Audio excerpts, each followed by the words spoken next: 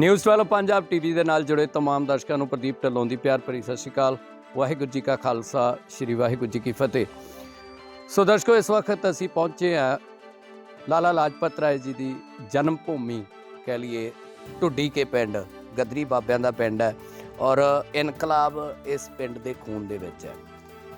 ਸੋ ਅੱਜ ਇੱਥੇ ਸਾਡਾ ਪਹੁੰਚਣ ਦਾ ਕਾਰਨ ਹੈ, ਅੱਜ ਤੁਹਾਡੇ ਨਾਲ ਜਿਸ ਸ਼ਖਸ ਦੀ ਮੈਂ ਮੁਲਾਕਾਤ ਕਰਵਾ ਰਿਹਾ ਹਾਂ, ਨੌਜਵਾਨਾਂ ਦੇ ਵਿੱਚ ਬੜੀ ਕਰੇਜ਼ ਹੈ ਔਰ ਨੌਜਵਾਨਾਂ ਲਈ ਬੜੇ ਵਧੀਆ ਕੰਮ ਕਰ ਰਹੇ ਆ, ਨੌਜਵਾਨਾਂ ਨੂੰ ਬੜੀ ਸੇਧ ਦੇ ਰਹੇ ਆ।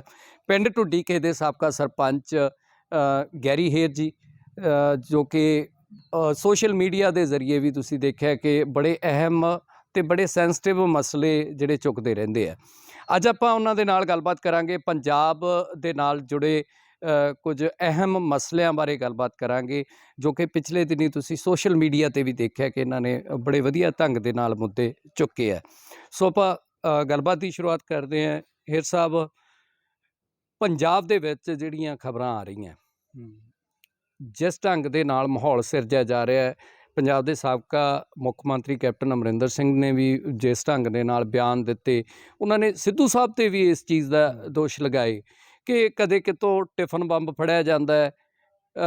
ਕਈ ਨੌਜਵਾਨਾਂ ਨੂੰ, ਮੋਗਾ ਜ਼ਿਲ੍ਹੇ ਦੇ ਵੀ ਕਈ ਨੌਜਵਾਨ ਹੈ ਜਿਨ੍ਹਾਂ ਨੂੰ ਜਿਹੜਾ ਅੱਤਵਾਦ ਦੇ ਨਾਂ 'ਤੇ ਜੇਲ੍ਹਾਂ 'ਚ ਧੱਕ ਦਿੱਤਾ ਗਿਆ ਹੈ। ਗੁਰਮੁਖ ਸਿੰਘ ਦੀ ਗ੍ਰਿਫਤਾਰੀ ਹੁੰਦੀ ਹੈ। ਇਸ ਮਸਲੇ ਦੇ ਵਿੱਚ ਤੁਹਾਨੂੰ ਕੀ ਨਜ਼ਰ ਆਉਂਦਾ ਹੈ ਕਿ ਰਾਹ ਦੀ ਕੀ ਮਨਸ਼ਾ ਹੋ ਸਕਦੀ ਹੈ ਪੰਜਾਬ ਦੇ ਵਿੱਚ? ਹਾਲਾਂਕਿ ਜ਼ਮੀਨੀ ਪੱਧਰ 'ਤੇ ਇਹੋ ਜਿਹਾ ਕੁਝ ਨਜ਼ਰ ਨਹੀਂ ਆਉਂਦਾ, ਪਰ ਜਿਹੜੀਆਂ ਖਬਰਾਂ ਸਾਹਮਣੇ ਆ ਰਹੀਆਂ, ਕਿਸ ਢੰਗ ਦੇ ਨਾਲ ਦੇਖਦੇ ਹੋ ਜੀ? ਪਹਿਲਾਂ ਤਾਂ ਜਿੰਨੇ ਵੀ ਨਿਊਜ਼ ਚੈਨਲ ਦੇਖ ਰਹੇ ਨੇ ਸਾਰਿਆਂ ਨੂੰ ਫਤਿਹ ਅਰਜ਼ ਕਰਦਾ। ਦੇਖੋ ਜੀ, ਇੱਕ ਨਾ ਅਮਿਤ ਸ਼ਾਹ ਜੀ ਦਾ ਇੱਕ ਬੜਾ ਵਰਡ ਮਸ਼ਹੂਰ ਹੋਇਆ ਸੀ, ਕ੍ਰੋਨੋਲੋਜੀ।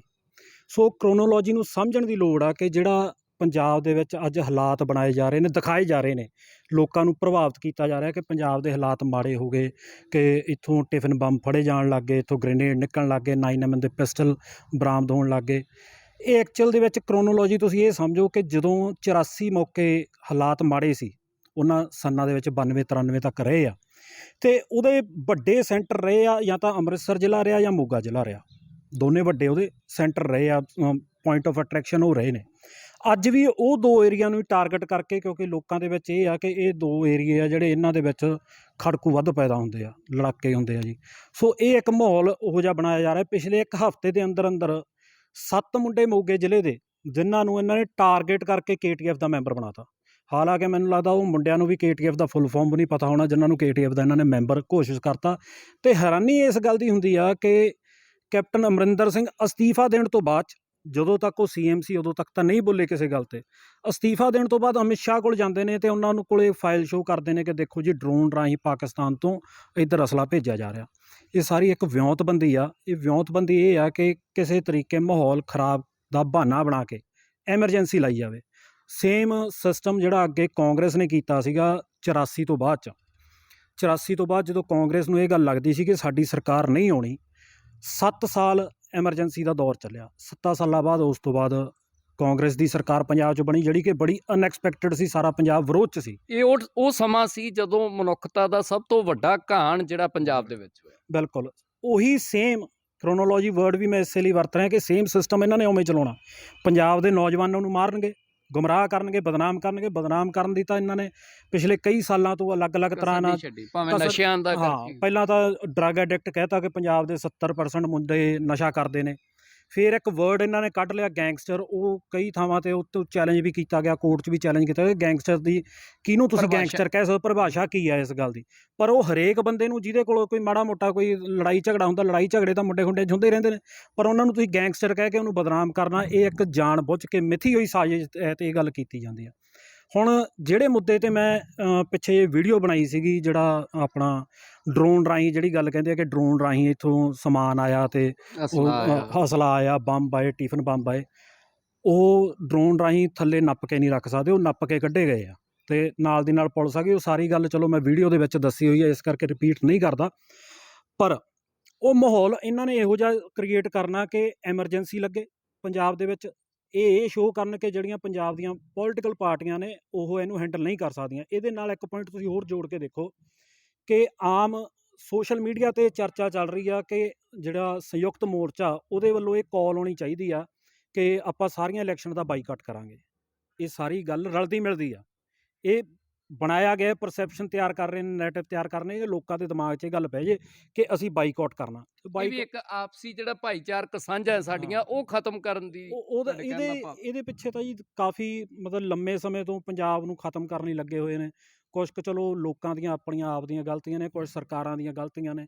ਕਿਸ ਢੰਗ ਨਾਲ ਜੇ ਕੋਈ ਮੱਲ ਤਗੜਾ ਹੋਵੇ, ਕੋਈ ਭਲਵਾਨ ਤਗੜਾ ਹੋਵੇ ਅਤੇ ਉਹਨੂੰ ਤੁਸੀਂ ਜ਼ੋਰ ਨਾਲ ਨਹੀਂ ਸੱਟ ਸਕਦੇ ਤਾਂ ਫਿਰ ਉੱਥੇ ਤੁਹਾਨੂੰ ਆਪਦੇ ਕੋਈ ਨਾ ਕੋਈ ਟੈਕਟੀਕ ਵਰਤਣੀ ਪੈਂਦੀ ਆ। ਸਾਮ ਦਾਮ ਦੰਡ ਭੇਦ ਹੁਣ ਵਰਤ ਰਹੇ ਨੇ, ਸਾਰਾ ਕੁਝ ਹੀ ਵਰਤ ਰਹੇ ਨੇ। ਅੱਛਾ, ਕੁਛ ਦਿਨ ਪਹਿਲਾਂ ਮੈਂ ਇਹ ਵੀ ਗੱਲ ਕਹੀ ਸੀ ਕਿ ਹੁਣ ਇਹਨਾਂ ਨੇ ਹਾਲਾਤ ਜਿਹੜੇ ਸੰਯੁਕਤ ਮੋਰਚੇ ਦੇ ਆ ਉੱਥੇ ਧਰਨਿਆਂ 'ਤੇ ਬੈਠੇ ਆ ਉਹਦੇ ਹਾਲਾਤ ਮਾੜੇ ਕਰਨਗੇ। ਉਹ ਤੁਸੀਂ ਦੇਖ ਲਓ, ਕੱਲ੍ਹ ਜਿਹੜੀ ਲਖੀਮਪੁਰ ਵਿੱਚ ਘਟਨਾ ਹੋਈ ਆ ਕਿ ਉੱਥੇ 5 ਕਿਸਾਨਾਂ ਨੂੰ ਮਾਰ ਦਿੱਤਾ ਗਿਆ। ਉਹ ਅੱਛਾ, ਜਿਸ ਬੰਦੇ ਨੇ ਗੱਡੀ ਚੜ੍ਹਾਈ ਆ ਉਹ 2 ਦਿਨ ਪਹਿਲਾਂ ਬਿਆਨ ਵੀ ਦੇ ਰਿਹਾ ਤੇ ਸਿੱਧਾ ਚੈਲੰਜ ਕਰ ਰਿਹਾ ਤੇ ਖੱਟਰ ਸਾਹਿਬ ਦਾ ਇਹ ਬਿਆਨ ਆ ਰਿਹਾ ਕਿ ਤੁਸੀਂ ਆਪਦੀ ਵਲੰਟੀਅਰਾਂ ਦੀ ਟੀਮ ਤਿਆਰ ਕਰੋ, 700,000 ਬੰਦਾ ਲੈ ਕੇ ਜਾਓ, ਡਾਂਗਾ ਨਾਲ ਬਰਾਬਰ, ਜੈਸੇ ਕੋ ਤੈਸਾ ਵਰਡ ਵਰਤਿਆ। ਤੁਹਾਨੂੰ ਇਹ ਲੱਗ ਰਿਹਾ ਇਸ ਸਾਹਿਬ ਕਿ ਇਹ ਜਿਹੜਾ ਕਿਸਾਨਾਂ ਨੂੰ ਤੇ ਸਾਡੇ ਜਿਹੜੇ ਨੌਜਵਾਨ ਹੈ ਉਹਨਾਂ ਨੂੰ ਪ੍ਰਵੋਕ ਕਰਨ ਦੀ, ਉਹਨਾਂ ਨੂੰ ਕਹਿ ਲਈਏ ਕਿ ਭੜਕਾਉਣ ਦੀ ਇਹ ਹੋ ਸਕਦੀ ਹੈ? ਦੇਖੋ, ਜਿਹੜਾ ਨੌਜਵਾਨ ਪੀੜ੍ਹੀ ਆ ਨਾ, ਇਹ ਰੀੜ੍ਹ ਦੀ ਹੱਡੀ ਆਪਾਂ ਕਹਿ ਦਿੰਦੇ ਹਾਂ ਕਿ ਮਤਲਬ ਮੁਲਕ ਦੀ ਰੀੜ੍ਹ ਦੀ ਹੱਡੀ ਹੁੰਦੇ ਆ। ਨਾਲ ਦੀ ਨਾਲ ਇਹਨਾਂ 'ਚ ਖੂਨ ਵੀ ਗਰਮ, ਇਹਨਾਂ ਦੇ ਵਿੱਚ ਮਤਲਬ ਜਿਹੜਾ ਨੌਜਵਾਨਾਂ ਨੂੰ ਮਤਲਬ ਜਿਹੜਾ ਗੁੰਮਰਾਹ ਕਰਨ ਦੀ ਗੱਲ ਆ ਜਾਂ ਇਹਨਾਂ ਨੂੰ ਡਾਈਵਰਟ ਕਰਨ ਦੀ ਗੱਲ ਆ, ਦਿਮਾਗ ਇਹਨਾਂ ਦਾ ਹੋਰ ਪਾਸੇ ਲਾਉਣ ਦੀ ਗੱਲ ਆ। ਇਸ ਕਰਕੇ ਦੇਖੋ, ਨੌਜਵਾਨਾਂ ਦੀ ਹਿੰਮਤ ਸੀਗੀ ਜਿਹੜਾ ਅੱਜ ਆਪਾਂ ਉੱਥੇ ਧਰਨੇ ਤੱਕ ਪਹੁੰਚ ਗਏ ਹਾਂ। ਇਹ ਗੱਲ ਮੰਨਣੀ ਬਹੁਤ ਵੱਡਾ ਯੋਗਦਾਨ ਹੈ, ਬਹੁਤ ਵੱਡਾ ਯੋਗਦਾਨ ਆ। ਜੇ ਨੌਜਵਾਨਾਂ ਨੇ ਹਿੰਮਤ ਮਾਰੀ, ਨਹੀਂ ਤਾਂ ਸ਼ਾਇਦ ਹਰਿਆਣੇ ਦੇ ਬਾਰਡਰ 'ਤੇ ਬੈਠੇ ਹੁੰਦੇ, ਜਿਹੜਾ ਆਪਾਂ ਦਿੱਲੀ ਦੇ ਬਾਰਡਰ 'ਤੇ ਬੈਠੇ ਹਾਂ ਨੌਜਵਾਨਾਂ ਕਰਕੇ। ਹੋ ਸਕਦਾ ਪੰਜਾਬ ਦਾ ਨੌਜਵਾਨ ਵੀ ਸਰਕਾਰਾਂ ਦੀ ਅੱਖ ਦੇ ਵਿੱਚ ਤਾਂ ਹੀ ਰੜਕ ਰਿਹਾ ਕਿਉਂਕਿ ਉਹਨਾਂ ਨੇ ਇਹ ਅੰਦੋਲਨ ਹੈ ਜਿਹੜਾ ਇੱਥੋਂ ਤੱਕ ਲਿਆ। ਇਹ ਹਮੇਸ਼ਾ ਹੀ ਰੜਕਦਾ ਰਿਹਾ, ਇਹ ਅੱਜ ਤੋਂ ਨਹੀਂ, ਇਹ ਅਬਦਾਲੀ ਦੇ ਟਾਈਮ ਤੋਂ ਰੜਕਦਾ ਰਿਹਾ ਪੰਜਾਬ ਦਾ ਨੌਜਵਾਨ। ਪਰ ਇਹਦੇ ਵਿੱਚ ਐਵੇਂ ਨਹੀਂ ਹੈ ਕਿ ਮਤਲਬ ਇਹ ਲੋਕ ਪੜ੍ਹੇ ਲਿਖੇ ਨਹੀਂ ਹੈ ਜਾਂ ਸੋਚ ਨਹੀਂ। ਇਹ ਗੱਲਾਂ ਵੀ ਇਹਨਾਂ ਨੇ ਬਹੁਤ ਪ੍ਰਮੋਟ ਕੀਤੀਆਂ ਸੀ ਕਿ ਦੇਖੋ ਜੀ ਅਨਪੜ੍ਹ ਲੋਕ ਨੇ ਫਲਾਨਾ, ਕਿਉਂਕਿ ਇਹ ਸਾਰੀਆਂ ਗੱਲਾਂ ਇੱਕ ਪਾਸੇ ਹੋ ਗਈਆਂ ਜਦੋਂ ਬੜੇ ਸਹਿਜ ਦੇ ਨਾਲ ਬੜੇ ਮਤਲਬ ਜਵਾਬ ਉਹਨਾਂ ਦੇ ਜਿੰਨੇ ਦਿੱਤੇ ਆ, ਚਾਹੇ ਜਿਹੜੀਆਂ ਬੈਠਕਾਂ ਹੋਈਆਂ ਸੀ ਉਹਦੇ ਵਿੱਚ, ਚਾਹੇ ਦਿੱਲੀ ਬਾਰਡਰ ਦੇ ਉੱਤੇ ਜਦੋਂ ਪੱਤਰਕਾਰ ਕੋਈ ਸਾਹਮਣੇ ਮਾਈਕ ਕਰ ਦਿੰਦਾ ਸੀ ਅਤੇ ਉਹਦੇ ਉੱਤੇ ਜਿਹੜੇ ਨੌਜਵਾਨਾਂ ਨੇ ਜਵਾਬ ਦਿੱਤੇ ਉਹ ਬੜੇ ਹੈਰਾਨੀਜਨਕ ਸੀਗੇ, ਜਿਵੇਂ ਉਹਨਾਂ ਨੂੰ ਬਦਨਾਮ ਕੀਤਾ ਗਿਆ ਉਸ ਦੇ ਅਕੋਰਡਿੰਗ। ਅਤੇ ਅੱਜ ਦੇ ਟਾਈਮ ਵੀ ਲੋੜ ਇਹ ਆ ਕਿ ਜਿਹੜਾ ਇੱਕ ਕਲਚਰ ਆਪਣਾ ਪੰਜਾਬ ਦਾ ਕਲਚਰ ਬੜਾ ਦਿਖਾਇਆ ਜਾਂਦਾ ਗਾਣਿਆਂ ਦੇ ਵਿੱਚ, ਫਿਲਮਾਂ ਦੇ ਵਿੱਚ, ਕਿ ਇਹ ਤਾਂ ਲੜਾਕੂ ਕਲਚਰ ਆ ਜੀ, ਅਸਲੇ ਦੇ ਸ਼ੌਕੀਨ ਆ, ਇਹ ਤਾਂ ਵੱਡੀਆਂ ਗੱਡੀਆਂ ਦੇ ਸ਼ੌਕੀਨ ਆ, ਜਾਂ ਨਸ਼ਿਆਂ ਦੇ ਸ਼ੌਕੀਨ ਆ। ਈਵਨ ਨਸ਼ਿਆਂ ਦੇ ਵੀ ਸ਼ੌਕੀਨ ਦਿਖਾਏ ਗਏ ਆ ਗਾਣਿਆਂ ਦੇ ਵਿੱਚ। ਇਹ ਗੱਲ ਹਰੇਕ ਦੂਜੇ ਤੀਜੇ ਗਾਣੇ 'ਚ ਆ ਜਾਂਦੀ ਆ। ਉਹ ਕਹਿਣ ਦਾ ਭਾਵ ਆ ਕਿ ਇਹ ਦਿਮਾਗ ਦੇ ਵਿੱਚ ਗੱਲਾਂ ਬਣਨੀਆਂ ਕਿ ਨੌਜਵਾਨ ਤਾਂ ਪਹਿਲਾਂ ਤੋਂ ਹੀ ਇਹੋ ਜਿਹਾ ਸੀਗਾ ਅਤੇ ਹੁਣ ਇਹ ਸਰਕਾਰਾਂ ਤੋਂ ਗੁੱਸੇ ਹੋ ਕੇ ਹੁਣ ਪਾਕਿਸਤਾਨ ਤੋਂ ਅਸਲਾ ਲਿਆਉਣ ਲੱਗ ਗਿਆ। ਹੁਣ ਇਹ ਲਿਆ ਕੇ ਅਸਲਾ, ਇਹ ਹੁਣ ਟਿਫਨ ਬੰਬ ਬਣਾਉਣ ਲੱਗ ਗਿਆ, ਇਹ ਗ੍ਰੇਨੇਡ ਬਣਾਉਣ ਲੱਗ ਗਿਆ। ਇਹੋ ਜਿਹੀ ਪੇਸ਼ ਕੀਤੀ ਜਾ ਰਹੀ ਹੈ ਕਿ ਨੌਜਵਾਨ ਹੁਣ ਜਿਹੜਾ ਇੱਧਰ ਨੂੰ ਤੁਰ ਪਿਆ। ਇਹ ਕੀ ਤੁਹਾਨੂੰ ਲੱਗਦਾ ਕਿ ਜਿਹੜਾ ਕਿਸਾਨ ਅੰਦੋਲਨ ਹੈ, ਕਿਸਾਨ ਅੰਦੋਲਨ ਦਾ ਜਿਹੜਾ ਵੱਧ ਰਿਹਾ ਸਰਕਾਰਾਂ ਦੇ ਉੱਪਰ ਜਿਹੜਾ ਪ੍ਰਭਾਵ ਹੈ, ਪ੍ਰੈਸ਼ਰਾਈਜ਼ਡ ਹੈ ਸਰਕਾਰ, ਉਹੀ ਇੱਕ ਕਾਰਨ ਲੱਗਦਾ ਤੁਹਾਨੂੰ? ਪ੍ਰੈਸ਼ਰ ਤਾਂ ਬਹੁਤ ਆ ਸਰਕਾਰ, ਕਾਰਨ ਵੀ ਇਹੀ ਆ। ਅਤੇ ਇੱਕ ਗੱਲ ਮੈਨੂੰ ਇਉਂ ਲੱਗਦੀ ਆ ਕਿ ਸ਼ਾਇਦ ਥੋੜ੍ਹੇ ਟਾਈਮ ਦੇ ਵਿੱਚ ਇਸ ਮਸਲੇ ਦਾ ਹੱਲ ਵੀ ਹੋ ਜਾਏ ਜੀ।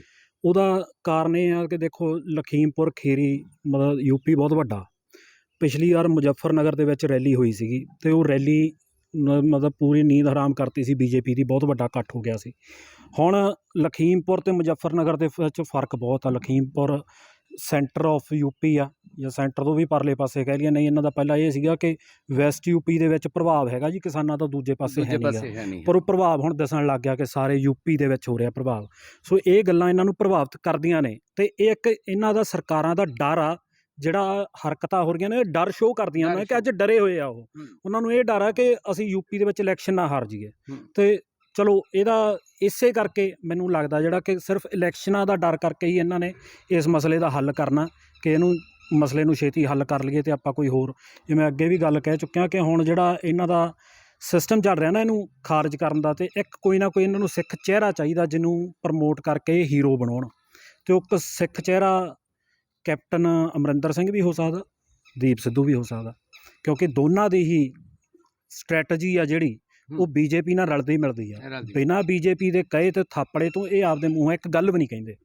ਦੋਨਾਂ ਤੇ। ਚਲੋ ਬੀਜੇਪੀ ਵਾਲਾ ਕੈਪਟਨ ਅਮਰਿੰਦਰ ਸਿੰਘ ਤੋਂ ਪਹਿਲਾਂ ਤੋਂ ਨਾਂ ਲੱਗਦਾ ਰਿਹਾ ਸੀਗਾ, ਹੁਣ ਸ਼ਰੇਆਮ ਹੋ ਗਿਆ। ਕੈਪਟਨ ਅਮਰਿੰਦਰ ਸਿੰਘ ਦੀ ਜਿਹੜੀ ਅਮਿਤ ਸ਼ਾਹ ਦੇ ਨਾਲ ਹੁਣ ਮੁਲਾਕਾਤ ਹੋਈ ਹੈ, ਹਾਲਾਂਕਿ ਉਹਨਾਂ ਨੇ ਸਿੱਧੇ ਤੌਰ ਤੇ ਕਿਹਾ ਕਿ ਮੈਂ ਭਾਜਪਾ ਦੇ ਵਿੱਚ ਸ਼ਾਮਲ ਨਹੀਂ ਹੋਵਾਂਗਾ, ਪਰ ਉਹਨਾਂ ਦੀ ਮੁਲਾਕਾਤ ਹੈ, ਇਹਨੂੰ ਤੁਸੀਂ ਕਿਸ ਰੂਪ ਦੇ ਵਿੱਚ ਦੇਖਦੇ ਹੋ? ਕੀ ਤੁਹਾਨੂੰ ਲੱਗਦਾ ਹੈ ਕਿ ਇਹ ਪੰਜਾਬ ਦਾ ਆਉਣ ਵਾਲਾ ਜਿਹੜਾ ਭਵਿੱਖ ਹੈ, ਜਿਹੜਾ ਆਉਣ ਵਾਲਾ ਸਿਨੈਰੀਓ ਆ ਪੰਜਾਬ ਦਾ, ਭਾਵੇਂ ਉਹ ਪੋਲੀਟੀਕਲ ਹੈ ਭਾਵੇਂ ਸੋਸ਼ਲ ਸਿਨੈਰੀਓ ਹੈ, ਉਹਦੀ ਇੱਕ ਪਿਕਚਰ ਪੇਸ਼ ਕਰ ਰਹੀ ਹੈ?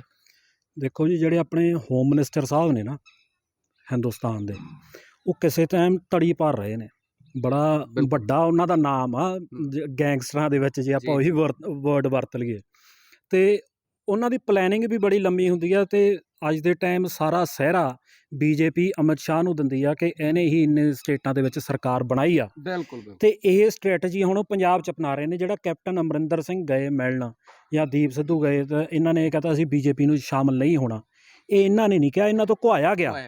ਘੁਆਇਆ ਇਸ ਕਰਕੇ ਗਿਆ ਕਿ ਛੋਟੀਆਂ ਕਈ ਤਰ੍ਹਾਂ ਦੀਆਂ ਪਾਰਟੀਆਂ ਤਿਆਰ ਹੋ ਜਾਣ। ਚਲੋ ਮੈਂ ਤੁਹਾਨੂੰ ਛੋਟੀ ਉਦਾਹਰਨ ਦਿੰਦਾ ਕਿ ਪਿੰਡਾਂ ਦੇ ਵਿੱਚ ਜਦੋਂ ਇਲੈਕਸ਼ਨ ਹੁੰਦੀ ਆ, ਜਦੋਂ ਵੱਧ ਕੈਂਡੀਡੇਟ ਖੜ੍ਹ ਜਾਂਦੇ ਆ ਪਿੰਡਾਂ ਦੇ ਵਿੱਚ ਸਰਪੰਚੀ ਦੇ ਇਲੈਕਸ਼ਨ 'ਚ, ਅਤੇ ਵੋਟਾਂ ਡਿਵਾਈਡ ਹੋ ਜਾਂਦੀਆਂ। ਅਤੇ ਮਤਲਬ ਜਿਹੜੀ ਧਿਰ ਪਾਵਰ ਦੇ ਵਿੱਚ ਹੋਵੇ ਉਹਨੂੰ ਉਸ ਗੱਲ ਦਾ ਬੈਨੀਫਿਟ ਹੁੰਦਾ। ਐਂਟੀ ਜਿਹੜੀ ਬੀਜੇਪੀ ਵੋਟ ਹੈ ਉਹਨੂੰ ਡਿਵਾਈਡ ਕਰਨ ਦੀ ਕੋਸ਼ਿਸ਼ ਹੈ। ਦੇਖੋ, ਇੱਕ ਤਾਂ ਸਿੱਖ ਵੋਟ ਡਿਵਾਈਡ ਕਰਨੀ ਹੈ ਇਹਨਾਂ ਨੇ, ਜਿਹੜੇ ਕੱਟੜ ਸਿੱਖ ਵੋਟ ਆ ਉਹ ਡਿਵਾਈਡ ਕਰਨੀ ਆ। ਇੱਕ ਜਿਹੜਾ ਇਹਨਾਂ ਦੀ ਆਪਦੀ ਪਰਸਨਲ ਵੋਟ, ਤਾਂ ਚਲੋ ਇਸ ਮਸਲਿਆਂ 'ਚ ਕੋਈ ਬਾਹਲੀ ਨਹੀਂ ਹੁੰਦੀ। ਜਿਹੜਾ ਕੈਪਟਨ ਸਾਹਿਬ ਨੇ ਮਤਲਬ ਇਹ ਭਰਮ ਭੁਲੇਖਾ ਪਾ ਕੇ ਕਿ ਮੈਂ ਜਾ ਕੇ ਮਸਲਾ ਹੱਲ ਕਰਾਤਾ ਜੀ, ਤੁਹਾਡਾ ਕਿਸਾਨਾਂ ਦੀ ਵੋਟ ਆ ਜਿਹੜੀ ਉਹ ਆਪਦੇ ਵੱਲ, ਕਿਉਂਕਿ ਪਿਛਲੀ ਜਿਹੜੀ ਸਰਕਾਰ ਸੀ, ਤੁਸੀਂ ਕੈਪਟਨ ਸਾਹਿਬ ਦੀ ਦੇਖੋਗੇ, ਜਿਹੜੇ ਪਹਿਲਾਂ ਸਰਕਾਰ ਬਣੀ ਸੀ ਉਹਦੇ ਵਿੱਚ ਕੈਪਟਨ ਸਾਹਿਬ ਦੇ ਕਈ ਕੰਮ ਚੰਗੇ ਸੀ ਜਿਨ੍ਹਾਂ ਨੂੰ ਲੋਕਾਂ ਨੇ ਸਲਾਹਿਆ, ਖਾਸ ਕਰਕੇ ਕਿਸਾਨਾਂ ਦੇ ਹੱਕ ਦੇ ਵਿੱਚ। ਸੋ ਉਹਨਾਂ ਨੇ ਹੁਣ ਇਹ ਸਿਨੈਰੀਓ ਤਿਆਰ ਕਰਨਾ ਕਿ ਪਹਿਲਾਂ ਵੀ ਕੈਪਟਨ ਸਾਹਿਬ ਤਾਂ ਕਿਸਾਨਾਂ ਦੇ ਹੱਕ 'ਚ ਖੜ੍ਹੇ ਸੀ ਅਤੇ ਅੱਜ ਵੀ ਕਿਸਾਨਾਂ ਦੇ ਹੱਕ 'ਚ ਖੜ੍ਹੇ ਆ, ਅਤੇ ਉਹ ਕਾਫੀ ਵੱਡਾ ਵੋਟ ਬੈਂਕ ਆਪਦੇ ਪਾਸੇ ਨੂੰ ਲੈ ਜਾਣਗੇ ਜੀ। ਸੋ ਆਪਣੇ ਕੋਲੇ ਸਮਾਂ ਵੀ ਥੋੜ੍ਹਾ ਹੈ, ਪਰ ਮੁੱਦੇ ਜਿਹੜੇ ਕੁਝ ਅਹਿਮ ਮੁੱਦੇ ਹੈ, ਜਿਹੜੀ ਮੈਂ ਸਭ ਤੋਂ ਵੱਡੀ ਗੱਲ ਕਰਾਂਗਾ, ਕੈਪਟਨ ਅਮਰਿੰਦਰ ਸਿੰਘ ਤੋਂ ਬਾਅਦ ਚਰਨਜੀਤ ਸਿੰਘ ਚੰਨੀ ਹੋਰਾਂ ਨੂੰ ਜਿਸ ਢੰਗ ਦੇ ਨਾਲ ਮੁੱਖ ਮੰਤਰੀ ਬਣਾਇਆ ਗਿਆ, ਜਿਹੜੇ ਹਾਲਾਤਾਂ 'ਚ ਬਣਾਇਆ ਗਿਆ, ਉਸ ਤੋਂ ਬਾਅਦ ਹੁਣ ਜਿਹੜੇ ਲਗਾਤਾਰ ਉਹਨਾਂ ਵੱਲੋਂ ਜਿਹੜੇ ਲੋਕ ਲੁਭਾਵਣੇ ਐਲਾਨ ਜਾਂ ਲੋਕ ਲੁਭਾਵਣੇ ਭਾਸ਼ਣ ਹੋ ਰਹੇ ਨੇ, ਭਾਵੇਂ ਉਹ 5-5 ਮਰਲੇ ਦੇ ਪਲਾਟ ਦੇਣ ਦੀ ਗੱਲ ਹੋਈ ਹੈ, ਬਿੱਲ ਮਾਫ ਕਰਨ ਦੀ ਗੱਲ ਹੋਈ ਹੈ, ਇਹਨਾਂ ਨੂੰ ਤੁਸੀਂ ਕਿਸ ਰੂਪ ਦੇ ਵਿੱਚ ਦੇਖਦੇ ਹੋ? ਕੀ ਤੁਹਾਨੂੰ ਲੱਗਦਾ ਕਿ ਇੰਨੇ ਥੋੜ੍ਹੇ ਸਮੇਂ ਦੇ ਵਿੱਚ ਇਹ ਜਿਹੜੇ ਵਾਅਦੇ ਹੈ, ਚੰਨੀ ਸਾਹਿਬ ਦੇ ਵਾਅਦੇ, ਇਹ ਪੂਰੇ ਕਰ ਸਕਣਗੇ? ਦੇਖੋ ਜੀ, ਸਮਾਂ 3 ਮਹੀਨੇ ਹੱਦ 4 ਮਹੀਨੇ ਆ, ਜੇ ਐਮਰਜੈਂਸੀ ਨਾ ਲੱਗੀ, ਜੇ ਹਾਲਾਤ ਨਾ ਬਦਲੇ, ਜੇ ਐਗਜ਼ੈਕਟ ਟਾਈਮ 'ਤੇ ਇਲੈਕਸ਼ਨ ਹੁੰਦੀ ਆ। 3-4 ਮਹੀਨਿਆਂ ਦੇ ਵਿੱਚ ਸਭ ਤੋਂ ਵੱਡਾ ਹੁਣ ਜਿਹੜਾ ਲੁਭਾਵਣਾ ਵਾਅਦਾ ਇਹਨਾਂ ਨੇ ਕੀਤਾ ਕਿ 5-5 ਮਰਲਿਆਂ ਦੇ ਪਲਾਟ ਵਾਲਾ, ਉਹ ਸਿਰਫ ਇੱਕ ਵਾਅਦਾ ਬਣ ਕੇ ਰਹਿ ਜਾਣਾ। ਉਹਦੇ ਕਈ ਕਾਰਨ ਨੇ। ਜਿਹੜਾ ਇਹਨਾਂ ਨੇ ਸ਼ਰਤਾਂ ਰੱਖੀਆਂ ਨੇ ਉਸ ਦੇ ਵਿੱਚ, ਉਸ ਗੱਲ 'ਤੇ ਲੋਕਾਂ ਨੂੰ ਵਿਚਾਰਨ ਦੀ ਲੋੜ ਆ। ਪਰ ਜਿਹੜੇ ਪਲਾਟ ਦੇਖੋ ਜਾਣੇ ਆ, ਗਰੀਬ ਤਬਕੇ ਕੋਲ ਜਾਣੇ ਆ, ਲੋੜਵੰਦਾਂ ਕੋਲ ਜਾਣੇ ਆ, ਅਤੇ ਉਹ ਇਹ ਗੱਲਾਂ ਨੂੰ ਨਹੀਂ ਸੋਚਦਾ ਕਿ ਹਾਲਾਤ ਕੀ ਬਣਗੇ। ਸੋਚਦੇ ਤਾਂ ਅੱਜ ਦੇ ਨੌਜਵਾਨਾਂ ਨੂੰ ਵੀ ਹਜੇ ਤਾਈਂ ਇਸ ਗੱਲ ਦੀ ਸੋਚ ਹੀ ਨਹੀਂ ਕਿ ਪੋਲੀਟਿਕਸ 'ਚ ਆਪਾਂ ਇੰਟਰਸਟ ਰੱਖੀਏ ਜਾਂ ਪੋਲੀਟਿਕਸ ਨੂੰ ਸਮਝੀਏ, ਹਜੇ ਉਹਨਾਂ 'ਚ ਇੰਨੀ ਸੋਚ ਹੀ ਨਹੀਂ ਆਈ। ਉਹਨਾਂ ਦੇ ਵਿੱਚ ਤਾਂ ਚਲੋ ਵਿਚਾਰੇ ਫੇਰ ਅਨਪੜ੍ਹ ਨੇ, ਕਿਉਂਕਿ ਪਹਿਲਾਂ ਤੋਂ ਸਰਕਾਰਾਂ ਨੇ ਬਣਾਏ ਹੋਏ ਆ, ਉਹ ਇਸ ਤਰੀਕੇ ਨਾਲ ਮਾਈਂਡ ਘੁਮਾਇਆ ਹੋਇਆ। ਜਿਹੜਾ ਹੁਣ 5 ਮਰਲਿਆਂ ਦੀ ਪਲਾਟ ਦੀ ਗੱਲ ਕਰ ਲਈਏ, ਇਹਦੇ ਵਿੱਚ ਇੱਕ ਰੱਖੀ ਵੀ ਆ ਇਹਨਾਂ ਨੇ ਕਿ ਪਿੰਡ ਦੇ ਨਿਆਈ ਦੇ ਵਿੱਚ ਜ਼ਮੀਨ ਹੋਣੀ ਚਾਹੀਦੀ ਆ ਪੰਚਾਇਤ ਦੀ, ਪਲੱਸ ਜੇ ਕਿਸੇ ਕੋਲ ਪਿੰਡ ਦੀ ਨਿਆਈ ਦੀ ਪੰਚਾਇਤ ਦੀ ਜ਼ਮੀਨ 'ਚੋਂ ਦੇਣੇ ਆ। ਤੁਸੀਂ ਇਹ ਗੱਲ ਨੋਟ ਕਰੋ ਕਿ ਸਰਕਾਰ ਨੇ ਆਪਦੇ ਕੋਲੋਂ 1 ਰੁਪਈਆ ਨਹੀਂ ਦੇਣਾ, ਨਾ ਹੀ ਉਹਦੇ ਲਈ ਕੋਈ ਇਹੋ ਜਿਹਾ ਫੰਡ ਦਿੱਤਾ ਚੰਨੀ ਸਾਹਿਬ ਨੇ ਕਿ ਜਿਹੜੇ ਫੰਡ ਦੇ ਨਾਲ ਆਪਾਂ ਕਹਿ ਰਹੀਏ ਕਿ ਇਹ 5 ਮਰਲਿਆਂ ਦੇ ਪਲਾਟ ਵੰਡੇ ਜਾਣਗੇ। ਹੁਣ ਜੇ ਅਸੀਂ ਲੋਕਾਂ ਨੇ, ਪਿੰਡਾਂ ਦੇ ਲੋਕਾਂ ਨੇ ਪਲਾਟ ਜੇ ਕਿਸੇ ਨੂੰ NRIਆਂ ਤੋਂ ਪੈਸੇ ਲੈ ਕੇ ਹੀ ਦੇਣੇ ਆ ਜਾਂ ਹੋਰ ਲੋਕਾਂ ਤੋਂ ਹੀ ਇਕੱਠੇ ਕਰਕੇ ਦੇਣੇ ਆ, ਤਾਂ ਫਿਰ ਅਸੀਂ ਕਾਂਗਰਸ ਦਾ ਜਾਂ ਸਰਕਾਰ ਦਾ ਥੱਬਾ ਆਪਦੇ ਆਪ 'ਤੇ ਕਿਉਂ ਲਵਾਈਏ? ਸੋਚਣ ਵਾਲੀ ਗੱਲ ਆ। ਅੱਛਾ, ਜਿਨ੍ਹਾਂ ਕੋਲ ਜ਼ਮੀਨ ਹੈ ਨਹੀਂ ਗੀ ਉਹਨਾਂ ਨੂੰ ਫੰਡ ਨਹੀਂ ਦੇਣਾ, ਉਹ ਫੰਡ ਲੋਕਾਂ ਤੋਂ ਇਕੱਠਾ ਕਰਨ, ਅਤੇ ਜਿਨ੍ਹਾਂ ਕੋਲ ਜ਼ਮੀਨ ਹੈਗੀ ਆ ਉਹ ਦੇ ਦੇਣਗੇ। ਪਰ ਉਹਦੇ ਲਈ ਵੀ ਥੋੜ੍ਹੇ ਦਿਨ ਪਹਿਲਾਂ ਟੋਟਲ ਮਤਲਬ ਇਜਲਾਸ ਦਾ ਇਹਨਾਂ ਨੇ ਸੱਦਾ ਦਿੱਤਾ ਸੀਗਾ। ਟਾਈਮ ਹੈਗਾ 10 ਹਫ਼ਤਿਆਂ ਦਾ। 10 ਹਫ਼ਤਿਆਂ ਦੇ ਵਿੱਚ ਕੀ ਟਾਈਮ ਪੂਰਾ ਕਰਨਗੇ? ਕੀ ਇਹ ਮਨਿਆਦੀ ਕਰਾ ਲੈਣਗੇ ਜ਼ਮੀਨਾਂ ਦਾ, ਜਾਂ ਉਹਦੇ ਪਲਾਟ ਕੱਟ ਦੇਣਗੇ? ਕੀ ਕਰ ਲੈਣਗੇ? ਕੁਛ ਵੀ ਨਹੀਂ ਹੋਣਾ। ਸਿਰਫ ਇੱਕ ਲੋਕਾਂ ਨੂੰ ਗੁੰਮਰਾਹ ਕੀਤਾ ਜਾ ਰਿਹਾ ਕਿ ਅਸੀਂ ਜੀ ਪਲਾਟ ਕੱਟ ਕੇ ਦੇਵਾਂਗੇ ਤੁਹਾਨੂੰ ਫਲਾਨਾ ਧਿਉਂਕਾ। ਬਾਕੀ ਦੂਸਰੇ ਜੋ ਮੁੱਦੇ ਹੁਣ ਚੰਨੀ ਸਾਹਿਬ ਚੱਕ ਰਹੇ ਨੇ, ਉਹ ਕਾਪੀ ਕਰਨਾ ਚਾਹੁੰਦੇ ਨੇ ਕਿ ਨਾਇਕ ਫਿਲਮ ਦਾ ਅਨਿਲ ਕਪੂਰ ਬਣਾ ਮੈਂ। ਪਰ ਜਿਸ ਢੰਗ ਦੇ ਨਾਲ ਆਮ ਲੋਕਾਂ ਨੂੰ ਮਿਲ ਕੇ ਪੈਰੀਂ ਹੱਥ ਲਾਏ ਜਾ ਰਹੇ ਹੈ, ਮਤਲਬ ਸ਼ੋਅ ਕੀਤਾ ਜਾ ਰਿਹਾ ਹੈ ਕਿ ਇੱਕ ਕਾਮਨ ਮੈਨ ਹੈਗਾ, ਮੈਂ ਗਰੀਬੀ 'ਚੋਂ ਉੱਠ ਕੇ ਆਇਆ, ਪਰ ਉਹ ਕਾਮਨ ਮੈਨ ਜਦੋਂ ਦਿੱਲੀ ਮੀਟਿੰਗ ਲਈ ਬੁਲਾਇਆ ਜਾਂਦਾ ਹੈ ਤਾਂ ਉਹਦੀ ਇੱਕ ਜਿਹੜੀ ਚਾਰਟਰਡ ਫਲਾਈਟ ਹੈ ਉਹ 20 ਲੱਖ 'ਚ ਪੈ ਜਾਂਦੀ ਹੈ ਸਰਕਾਰ ਨੂੰ, ਤੇ ਉਸੇ ਕਾਮਨ ਮੈਨ 'ਤੇ ਹੀ ਉਹ ਬੋਝ ਆਉਂਦਾ ਸਾਰਾ। ਬਿਲਕੁਲ ਜੀ, ਦੇਖੋ ਹਜੇ ਤਾਂ ਮੈਨੂੰ ਐਂ ਲੱਗਦਾ ਕਿ ਚੰਨੀ ਸਾਹਿਬ ਨੇ ਆਪਦੇ ਪਹਿਲਾਂ ਸ਼ੌਂਕ ਪੂਰੇ ਕਰਨੇ ਨੇ, ਆਪਣੇ ਸ਼ੌਂਕ ਪੂਰੇ ਕਰਨ ਤੋਂ ਬਾਅਦ ਫਿਰ ਪੰਜਾਬ ਬਾਰੇ ਸੋਚਣ ਲੱਗਣਗੇ।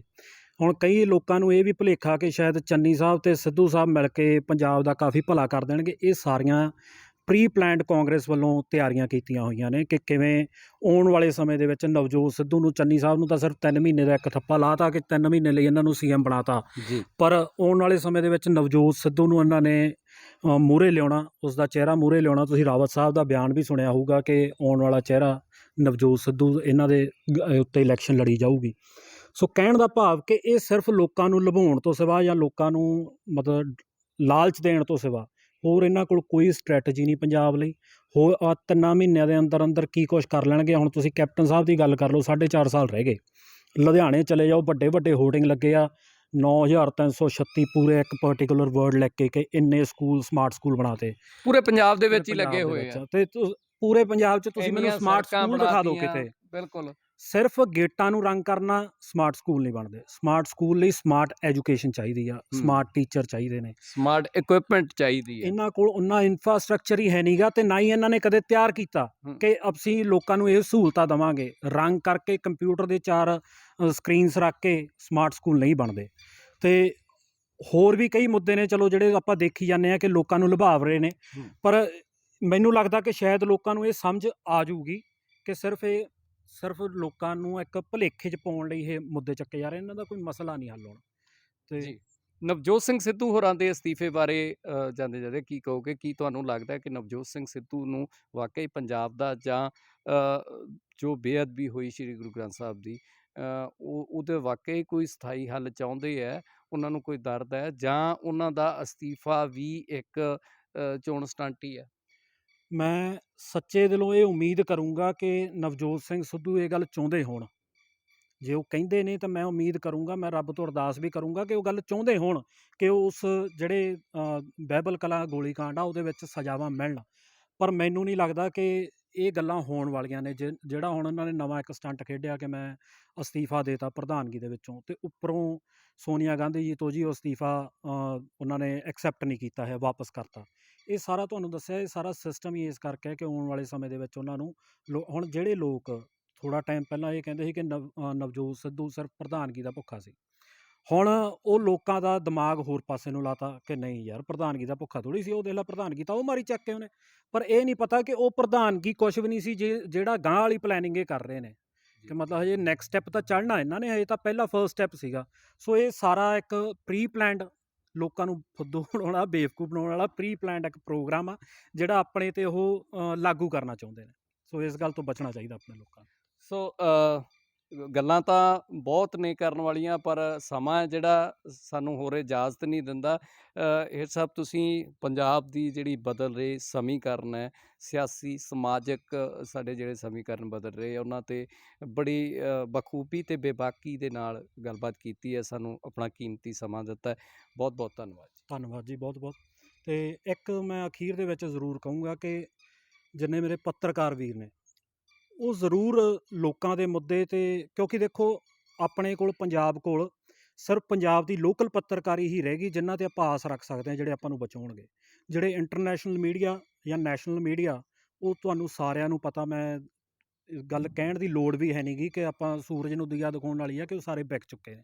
ਸੋ ਇਹ ਉਮੀਦ ਕਰਦਾ ਕਿ ਜਿਹੜੇ ਲੋਕਲ ਪੱਤਰਕਾਰ ਨੇ ਉਹ ਆਪਦੀ ਜ਼ਿੰਮੇਵਾਰੀ ਸਮਝਣ, ਅਤੇ ਜੇ ਕਿਤੇ ਕੋਈ ਇਹੋ ਜਿਹਾ ਮੁੱਦਾ ਹੁੰਦਾ, ਕਿਤੇ ਧਰਨਾ ਲੱਗਦਾ ਹੈ, ਉੱਥੇ ਪਲੀਜ਼ ਉਹਨੂੰ ਰਿਪੋਰਟ ਕਰਿਆ ਕਰਨ। ਜਿਹੜਾ ਤੁਸੀਂ ਕਰ ਰਹੇ ਹੋ ਬਹੁਤ ਵਧੀਆ ਕੰਮ ਕਰ ਰਹੇ ਹੋ, ਇਸ ਲਈ ਤੁਹਾਡਾ ਵੀ ਬਹੁਤ ਬਹੁਤ ਧੰਨਵਾਦ। ਸੋ ਉਮੀਦ ਕਰਦੇ ਹਾਂ ਕਿ ਤੁਹਾਨੂੰ ਅੱਜ ਦੀ ਇਹ ਮੁਲਾਕਾਤ ਜ਼ਰੂਰ ਪਸੰਦ ਆਈ ਹੋਵੇਗੀ। ਸੋ ਮੈਨੂੰ ਪ੍ਰਦੀਪ ਢਿੱਲੋਂ ਨੂੰ ਦੇਵੋ ਇਜਾਜ਼ਤ। ਵਾਹਿਗੁਰੂ ਜੀ ਕਾ ਖਾਲਸਾ, ਵਾਹਿਗੁਰੂ ਜੀ ਕੀ ਫਤਿਹ।